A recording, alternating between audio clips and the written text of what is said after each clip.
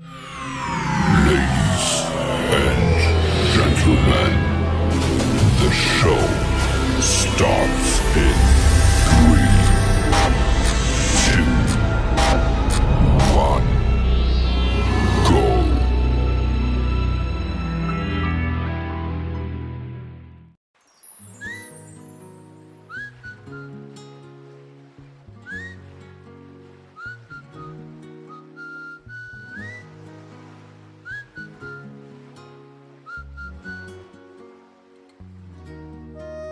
Halo teman-teman, kali ini saya akan membahas tentang fakta unik negara Singapura.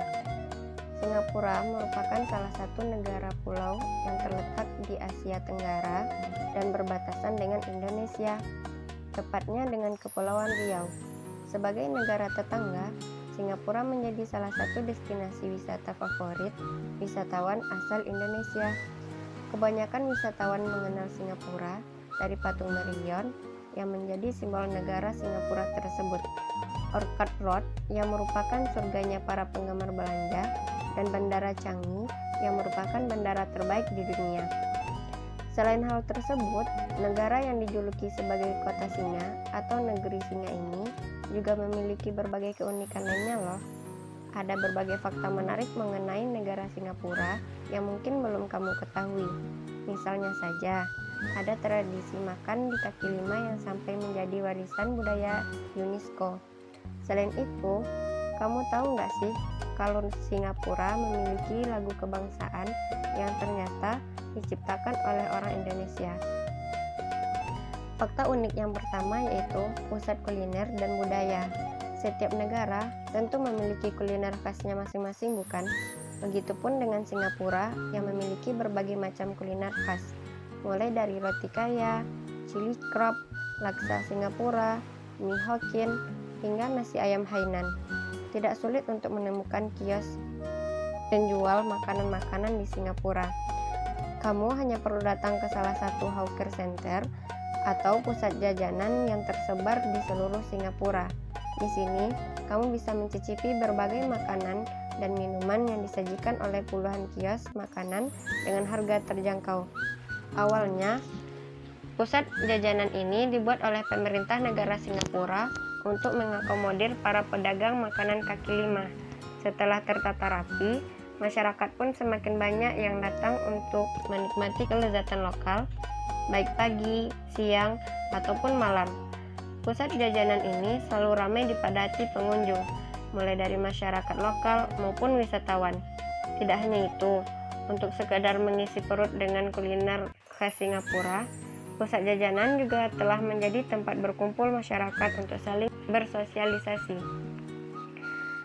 Fakta unik lainnya yaitu taman kota ada di mana-mana.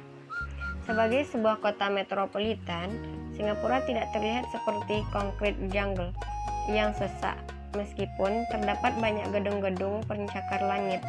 Singapura juga memiliki banyak taman hijau yang menyimbangkan kehidupan masyarakat.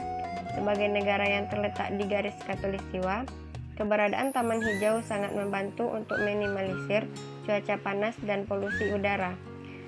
Jika kamu ingin menikmati sisi lain Singapura yang unik, kamu bisa jalan-jalan ke berbagai taman kota asri yang tersebar di seluruh penjuru negeri singa ini.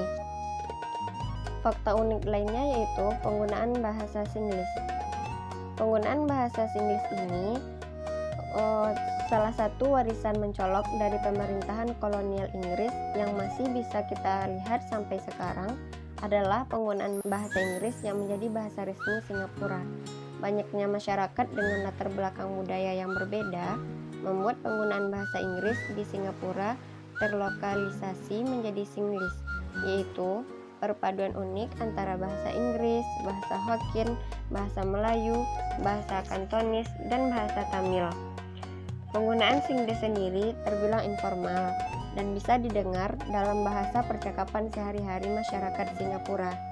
Nah, bagi kamu yang pernah berkunjung ke Singapura, mungkin kamu sering mendengar masyarakat lokal menggunakan imbuhan lah saat berbicara, seperti "ken lah" atau "oke lah", atau mendengar warga lokal berkata "syok" yang berarti keren.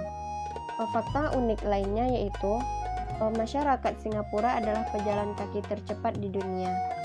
Singapura merupakan negara yang memiliki tata kota yang baik, terutama penataan ruang publik.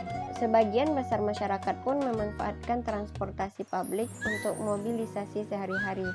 Bahkan, Singapura memiliki sistem transportasi umum terbaik di dunia.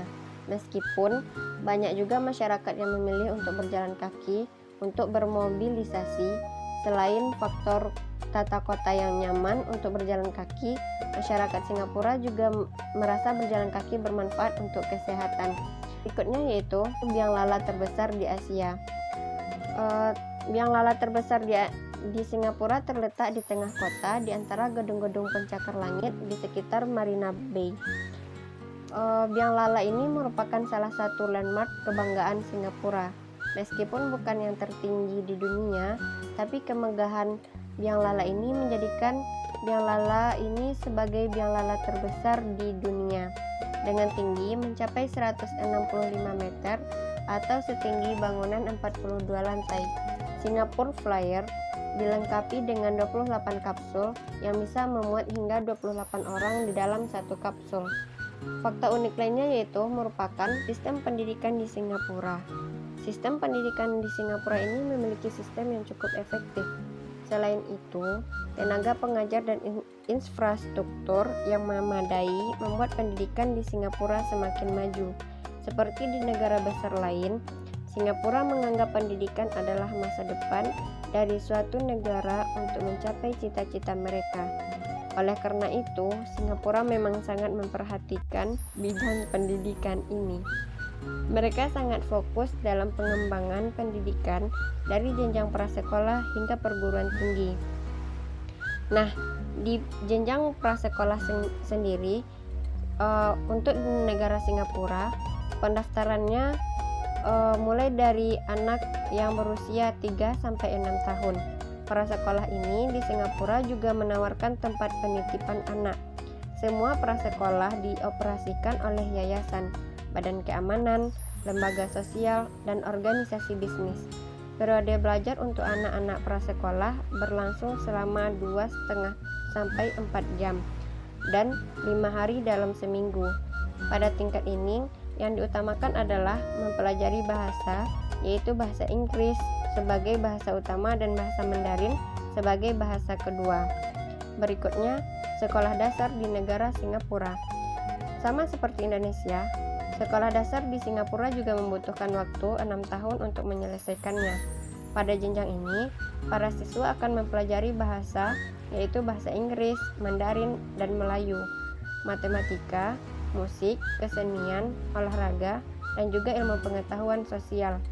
Matematika yang diajarkan di sekolah dasar ini diadopsi dengan menggunakan materi-materi dari standar internasional. Seorang siswa harus menunjukkan hasil belajarnya pada tahun ke-6 dengan melakukan ujian kelulusan sekolah dasar. Mungkin seperti ujian nasional yang ada di Indonesia, cuma siswa asing juga dapat ikut serta dalam ujian ini. Berikutnya yaitu tingkat sekolah menengah atau setara dengan SMA atau MAN yang ada di Indonesia. Nah, di Singapura ini siswa akan dibagi ke dalam 2 kelompok. Yang pertama, kelompok GCEN atau normal, sementara itu kelompok kedua adalah kelompok GCEO atau ordinary. Dari namanya saja mungkin kita bisa menebak GCEO adalah kumpulan siswa-siswa berprestasi. Pada jenjang ini, kegiatan belajar dilakukan selama 4 tahun. Untuk GCEN sendiri bisa mendapatkan sertifikat GCEO jika melakukan suatu ujian pada tahun ke-5. Kurikulum pada tingkat sekolah menengah di Singapura ini telah diakui oleh internasional. Nah, yang terakhir yaitu perguruan tinggi.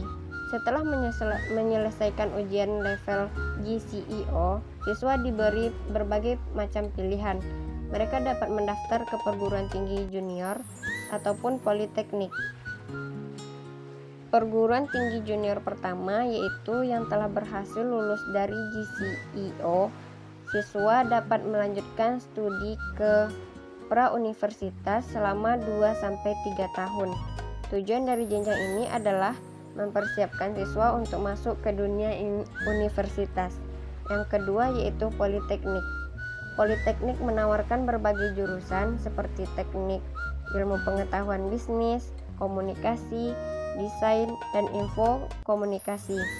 Mungkin jenjang ini mirip dengan tingkat diploma di Indonesia. Nah, selanjutnya pendidikan tingkat tersier, yaitu mereka yang memenuhi syarat dapat mencoba beralih ke tingkat tersier. Jenjang ini adalah jenjang di mana mereka bukan lagi disebut siswa, melainkan mahasiswa. Ya, di dunia universitas ada di jenjang ini. Dan fakta unik lainnya yaitu terdapat sekolah internasional dan sekolah swasta. Meskipun sekolah swasta di sana terbuka untuk orang-orang Singapura, tetapi mereka tidak diperbolehkan untuk mengikuti sekolah swasta tersebut. Mereka tidak diizinkan mengikuti sekolah internasional. Singapura memiliki berbagai sekolah internasional bertujuan untuk melayani para ekspatriat di sana. Kurikulum di sekolah-sekolah tersebut mengikuti kurikulum negara asal sekolah tersebut. Itulah beberapa fakta unik yang bisa saya jelaskan kepada teman-teman sekalian. Semoga kita bisa berkunjung ke negeri yang dijuluki sebagai kota singa tersebut. Terima kasih telah mengikuti video ini ya teman-teman. See you di video berikutnya.